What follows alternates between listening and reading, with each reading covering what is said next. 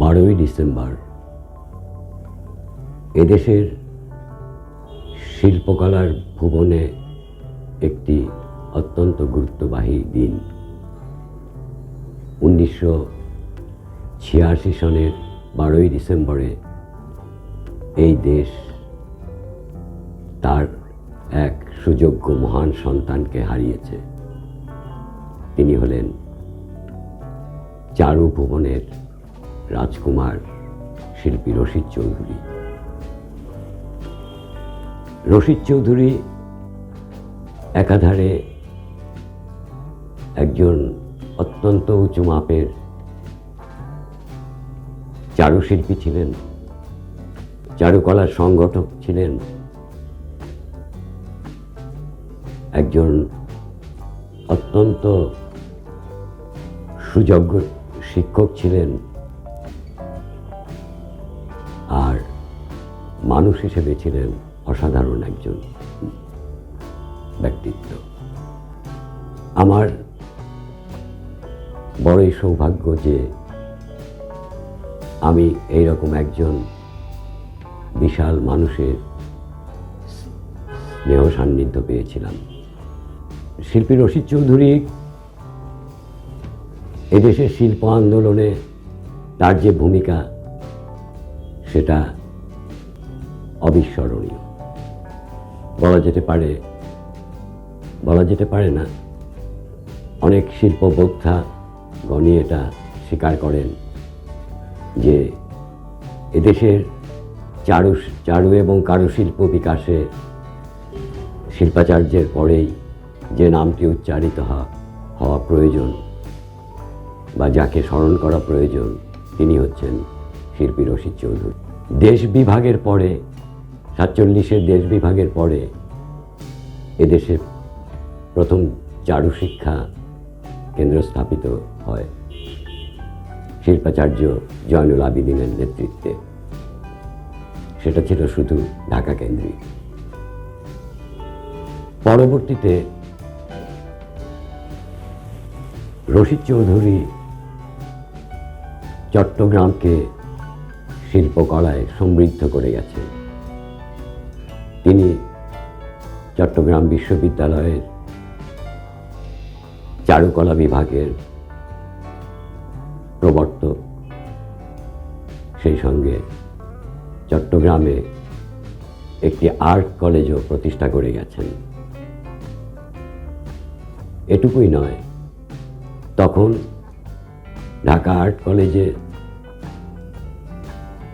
BFA পাশ করে পরবর্তী উচ্চতর শিক্ষার কোনো ব্যবস্থা ছিল না, অর্থাৎ মাস্টার ডিগ্রি ছিল না।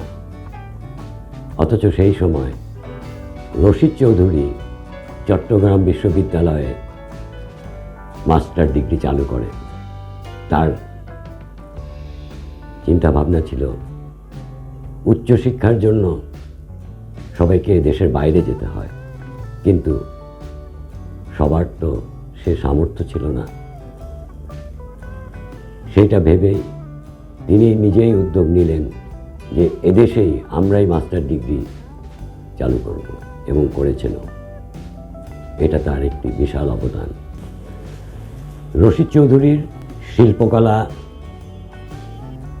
সৃজনশীলতা সম্পর্কে কিছু বলার ধৃষ্টতা আমার নেই, সে যোগ্যতাও আমার নেই, কারণ আমি শিল্পীও নই, শিল্পবোদ্ধাও নই।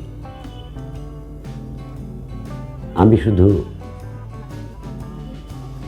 তার সান্নিধ্যলব্ধ কিছু দু একটি ঘটনার কথা বলতে পারি, যা থেকে মানুষ রশিদ চৌধুরীকে কিছুটা হলেও চেনা যাবে। ওনার সঙ্গে আমার প্রথম পরিচয় ঘটে ওনারই এক ছোট ভাইয়ের বাসাতে, আর সেই ছোট ভাই ছিলেন আমার ভগ্নিপতি। সেই সুবাদে রশিদ চৌধুরী আমার বেয়াই হতে। এক দুপুরে আমি সেই বোনের বাসায় গিয়েছি। তখন বোন দুপুরের খাবারের ব্যবস্থা করছেন। ঠিক এই সময় দমকা বাতাসের মতো প্রবেশ করলেন একজন। আমার বোন পরিচয় করিয়ে দিলেন। যে এটা হলো রশিদদা। নাম শুনছি আগে, কিন্তু তেমনভাবে তার সান্নিধ্য পাইনি। আমার বোন আবার সেই সঙ্গে একটু জুড়ে দিলেন যে নিজাম কিন্তু লেখালেখি করে একটু আধটু। এটা শুনেই রশিদ চৌধুরী একজন ভালো শ্রোতা পেয়ে গেলেন। খাবার পরে তিনি আমাকে নিয়ে বসলেন, তার ব্যাগ থেকে একটি ডায়েরি বের করলেন, বের করে তার লেখা কবিতা পড়ে শোনাতে শুরু করলেন। শুনতে শুনতে একসময় আমি ভাবতে থাকি, আসলে ইনি শিল্পী না কবি।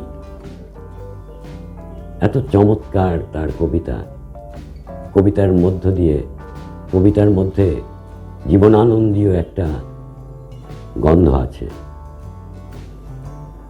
যাই হোক, আমি একটি ঘটনা বলবো, রশিদ চৌধুরী কেমন ছিলেন তার একটি পাওয়া যাবে, কিছুটা অনুমান করা যাবে একটা ঘটনা থেকে। তখন ওনার আগেই বলা উচিত ছিল যে কথাটা, রশিদ আমাদের দেশের শিল্পভুবনে তার বড় একটি অবদান,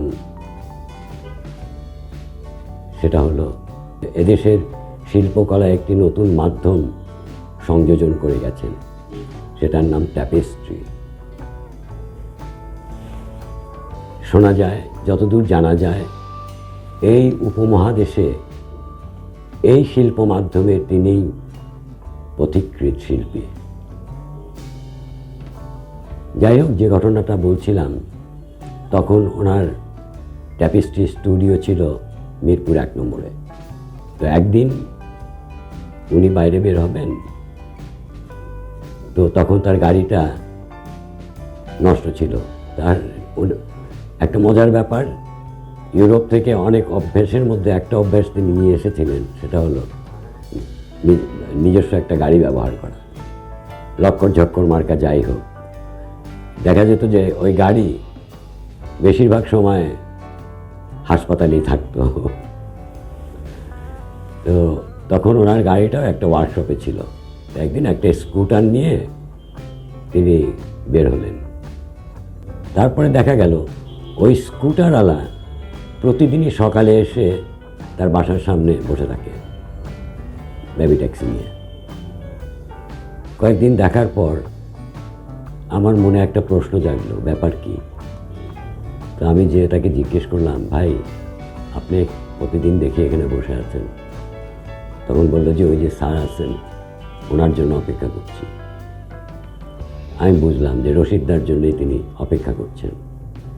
আমি বললাম, আরে ভাই, উনি তো একজন শিল্পী মানুষ, কখন কোথায় যাবেন, আদৌ যাবেন কিনা তার কোনো ঠিক ঠিকানা নাই। আপনি এরকম ঘন্টার পর ঘন্টা বসে থাকেন, 2-4টা ট্রিপ মারলেই তো আপনার কিছু হতো, ইনকাম হতো। তো উনি বললেন যে ভাই, প্যাসেঞ্জার তো বহুত পাওয়া যাইব, কিন্তু ওনার মতো মানুষ পাবো কই। আজও আমার সেই বেবি ট্যাক্সিওয়ালার কথাটা কানে ভাসে। তো একদিন তখন বাংলা মোটরে আমাদের একটা প্রিন্টিং প্রেস ছিল, সেটা রশিদ চৌধুরীর ছোট ভাই জুলফিকার চৌধুরী সেটা দিয়েছিলেন। তো আমি ওটাতে রেগুলার বসতাম। একদিন হঠাৎ দেখি আমাদের প্রেসের সামনে একটি বেবি ট্যাক্সি এসে থামল। সেই বেবি ট্যাক্সি থেকে যিনি বেরিয়ে এলেন, তিনি আর কেউ নন, শিল্পী রশিদ চৌধুরী। হন হন করে হেঁটে এসে আমাকে বললেন, এই মিয়া, তোমার পকেটে মাল পানি কেমন আছে? আমি বললাম, কত দরকার আপনার? বলল যে ওই 150-200 টাকা হলেই হবে। আমি পকেট হাতড়ে 120 কি 30 টাকার মতো পেলাম। 100 টাকার নোটটি নিয়ে উনি দৌড়ে গেলেন, দৌড়ে যে বেবিওয়ালাকে দিয়ে দিলেন। তারপরে ফিরে এসে বললেন, এই চা খাওয়াও। চা খাওয়ালাম। তারপরে আমি জিজ্ঞেস করলাম, কি ব্যাপারটা কি, আপনার পকেট কি ঘরের মাঠ? উনি বললেন, আর বলো না মিয়া, সবাই মিলে আমাকে বিপদে ফেলে দিয়েছে। কীরকম? বলো যে বাসা থেকে বের হয়েছি শূন্য পকেটে। তো আমার এই ছিল যে বনানীতে যাব, ওখানে তার বন্ধু আছে ওবায়দ জায়গিরদার, ওর কাছ থেকে টাকা নিয়ে বেবি বিদায় করব। যে দেখি সে নেই। তখন কি করি, টার্গেট করলাম ছোট ভাই, টার্গেট করলাম জুলফিকারকে। সে ফার্ম গেটে তার অফিস, ওখানে যেয়ে দেখি সেও নাই। এখন কি করি, বিলও দিতে পারছি না, বেবিও ছাড়তে পারছি না। তখন হঠাৎ মনে হলো ইয়েতে শাহবাগের কাছে যে সাকুরা মার্কেটটা আছে, ওখানে তার একজন ঘনিষ্ঠ কেউ আছেন বাবু নামে। তো বাবুর কাছে গেলাম, ওখানে যে বাবুকেও পেলাম না। এখন কি করি, চিন্তা করতে করতে তোমার কথাটা মনে পড়লো, তাই শটান চলে আসলাম তোমার কাছে। তারপর চাটা খেয়ে একটু গল্প গুজব করে হাঁটা ধরলেন। আর আমি ভাবতে লাগলাম, যিনি এই দেশকে এত দিয়ে যাচ্ছেন, তাকে এই দেশ কতটুকু দিতে পেরেছে। শিল্পী রশিদ চৌধুরী তার শিল্পকর্মের স্বীকৃতিস্বরূপ অনেক পুরস্কার তিনি পেয়েছেন দেশে বিদেশে। তিনি শিল্পাচার্যের সোনারগাঁওয়ের আদলে একটি শিল্পপল্লী গড়ে তুলবেন, যেটার নাম দিয়েছিলেন তাপেস্ট্রি পল্লী। ট্যাপেস্ট্রিকে উনি বাংলায় নামকরণ করেছিলেন তাপেস্ট্রি পল্লী। এটা নিয়েও একজন একটা প্রশ্ন তুলেছিল যে এ নাম দিলেন কেন। তখন তিনি বলেছিলেন, রবীন্দ্রনাথ যদি বোগেনভিলিয়াকে বাগান বিলাস নাম দিতে পারে, তাহলে ট্যাপেস্ট্রি কেন তাপেস্ট্রি নয়? যাই হোক, তাপেস্ট্রি পল্লী জন্য তিনি জীবনের শেষ প্রান্তে এসে অজস্র খাটাখাটনি করেছিলেন এবং প্রকল্পটি প্রায় হয় ভাব এই সময় তিনি রোগে আক্রান্ত হয়ে পড়েন। এই তার যে চিন্তা ভাবনা ছিল সেটা হলো এই তাপেস্ট্রি পল্লী হবে শুধু চারুকলা নয়, শিল্পকলা, চারুকলা, সঙ্গীত, নাট্য সব কিছু মিলিয়ে সবার জন্য একটি তীর্থস্থান, যেখানে শিল্পীদের জন্য, কর্মীদের জন্য বাসস্থান থাকবে, কাজ করার পরিবেশ থাকবে, সব কিছু মিলিয়েই একটা পরিপূর্ণ একটা পল্লী হবে আর কি। কিন্তু তার সে স্বপ্ন তিনি পূরণ করে যেতে পারেননি। মারণঘাতী কর্কট রোগ তার সে স্বপ্নটা ছিনিয়ে নিয়ে গেছে। তিনি সংসদ ভবনে তার একটি বিশাল ট্যাপেস্ট্রি হওয়ার কথা ছিল। সেটা সিল্ক সুতোয় গাঁথা ট্যাপেস্ট্রি হওয়ার কথা, বিশাল। এখন যেটা শোভা পাচ্ছে সেটা তারই রেপ্লিকা বলা যায়, কিন্তু ওটা হওয়ার কথা ছিল সিল্ক দিয়ে ট্যাপেস্ট্রি। এই জন্য তিনি ওটা দ্বার প্রান্তে এসে সেটা হয়নি। প্রশাসনিক জটিলতার কারণেই হয়তো হয়নি, কিন্তু এজন্য তাকে বিরাট খেসারত দিতে হয়েছিল। বিরাট অঙ্কের টাকা ধার কর্য করে তিনি অনেক সিল কিনে জমা করেছিলেন, রঙও করেছিলেন কিছু, কিন্তু শেষ পর্যন্ত সেটা হয়নি। বিরাট ধারকর্যের বোঝা মাথায় নিয়েই তাকে বিদায় নিতে হয়েছে। পৃথিবী থেকে। রশিদ চৌধুরী আজ নেই, তবে তার সৃষ্ট সম্ভার পৃথিবীর নানান দেশে ছড়িয়ে আছে, গুরুত্বপূর্ণ স্থাপনায় ছড়িয়ে আছে, আলো ছড়াচ্ছে। আরও একটি ঘটনা মনে পড়ল, এটা সম্ভবত 74 সনের ঘটনা। তখন বঙ্গবন্ধু দেশের কর্ণধার, আর ইংল্যান্ডের প্রধানমন্ত্রী ছিলেন সম্ভবত জেমস কালাহান। উনি এসেছিলেন বাংলাদেশে অতিথি হয়ে। বঙ্গবন্ধুর সঙ্গে দেখা করতে যখন তার রুমটাতে প্রবেশ করলেন, সৌজন্য বিনিময়ের পরেই তার নজর পড়ল বঙ্গবন্ধুর পেছনের দেয়ালের একটি ট্যাপেস্ট্রিতে। তো উনি প্রশ্ন করলেন, এটা তুমি কোথা থেকে এনেছ? বঙ্গবন্ধু তো সেটা জানতেন না। তখনই উনি লোকজনকে ডেকে পাঠালেন।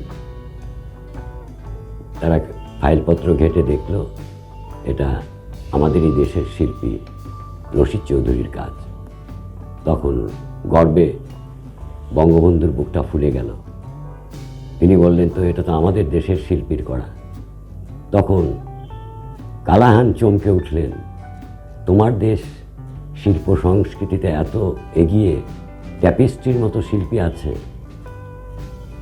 এইটা জেমস কালাহান চলে যাওয়ার পরেই বঙ্গবন্ধু ডাক পড়ল, তার লোকজনদের ডেকে বললেন, কে এই রশিদ চৌধুরী, খুঁজে বের করো, তাকে এক্ষুনি খবর পাঠাও। তখন রশিদ চৌধুরী চট্টগ্রাম ইউনিভার্সিটিতে ফাইন আর্টসের চেয়ারম্যান। সরাসরি বঙ্গবন্ধুর অফিস থেকে সরাসরি ফোন গেল চট্টগ্রাম ইউনিভার্সিটির ভিসির কাছে যে রশিদ চৌধুরীকে ডেকে পাঠালেন। রশিদ চৌধুরী ঢাকা এলেন, এসে বঙ্গবন্ধুর সাথে দেখা করতে গেলেন।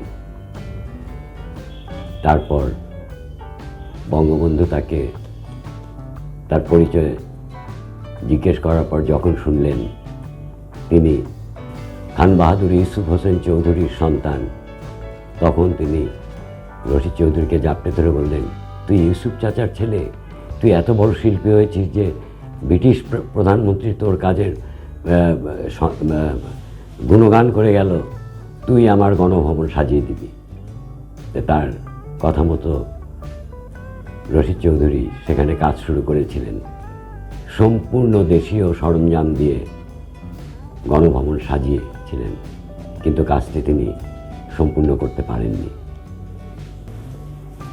শিল্পী রশিদ চৌধুরীর মতো এত উঁচু মাপের একজন শিল্পীর এদেশ থেকে যতটুকু মূল্যায়ন পাওয়া উচিত, আমার মনে হয় তিনি তা পাননি। মনে হয় যেন তিনি আস্তে আস্তে হারিয়ে যাচ্ছেন মানুষের মন থেকে। তো এই বিষয়টি মাথায় রেখে তার সুযোগ্য ছোট ভাই জুলফিকার চৌধুরী একটি উদ্যোগ নিয়েছেন, তার উপরে একটি স্মারকগ্রন্থ বের করার। বইটির কাজ চলছে। এই বইটিতে দেশের স্বনামধন্য লেখক এবং শিল্পীদের লেখা আছে। অত্যন্ত মূল্যবান একটি বই হবে আশা করা যায়, যেটা এদেশের সুধী সমাজের শিল্পী, সাহিত্যিক সবার জন্যই গ্রহণযোগ্য এবং পাঠযোগ্য একটি বই হবে। আমরা আশা করছি অচিরে এই বইটি প্রকাশ হবে, সেই অপেক্ষায় আমরা থাকব। একটি বিরল ঘটনা দিয়ে আমি আজ রশিদ চৌধুরী প্রসঙ্গ শেষ করতে চাচ্ছি। শিল্পী রশিদ চৌধুরীর ট্যাপেস্ট্রি স্টুডিওতে বাসেত নামে একটি ছেলে ছিল। কর্মীদের মধ্যে সবচেয়ে ছোট ছিল ও। রশিদ চৌধুরী ওকে অত্যন্ত স্নেহ করতেন। সেই বাসেত রশিদ চৌধুরীর মৃত্যুর পর থেকে প্রতি মৃত্যু দিবসে ছোট আকারে একটি মিলাদ মাহফিলের আয়োজন করে নিজের খরচায়, এবং কবরস্থানে যে রশিদ চৌধুরীর কবর জিয়ারত করে এবং পরিষ্কার পরিচ্ছন্ন করায় নিয়মিত। একজন মানুষ হিসেবে শিল্পী রশিদ চৌধুরী কেমন ছিলেন এটা থেকে তার প্রমাণ পাওয়া যায়। সেদিনের সেই ছোট্ট বাসের এখন মোটামুটি মাঝ বয়সে এসে পৌঁছেছে। এবারও সে রশিদ চৌধুরীর মৃত্যু দিবসে মিলাদ মাহফিলের আয়োজন করছে এবং আমাদেরকে সেই মিলাদে শামিল হওয়ার জন্য আহ্বান জানিয়েছে, যাতে আমরা তার বিদেহী আত্মার মাগফিরাত কামনা করি।